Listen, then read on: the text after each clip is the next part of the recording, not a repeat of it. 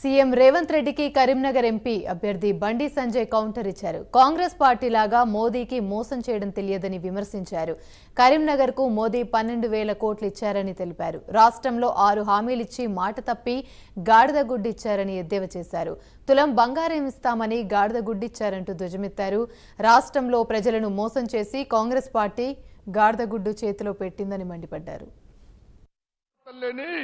గాడిది గుడ్డును తీసుకొచ్చి ఏ విధంగా వేరుస్తారు ఒక్కసారి చూడి. కాంగ్రెస్ పార్టీ గుర్తు తెలుసా మీకు?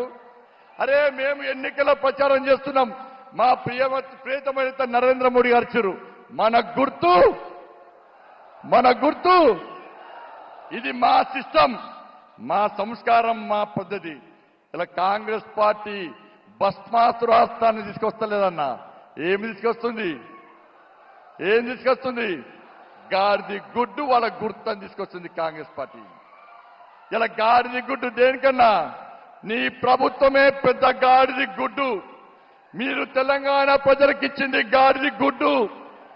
2,500 రూపాయలు ఇస్తా అని చెప్పి ఇవ్వకుండా తెలంగాణలో మహిళలకు ఇచ్చింది గాడిది గుడ్డు. 4,000 రూపాయలు ఆసరా పెన్షన్ ఇస్తాను ఇవ్వకుండా మాకిచ్చింది గాడిది గుడ్డు.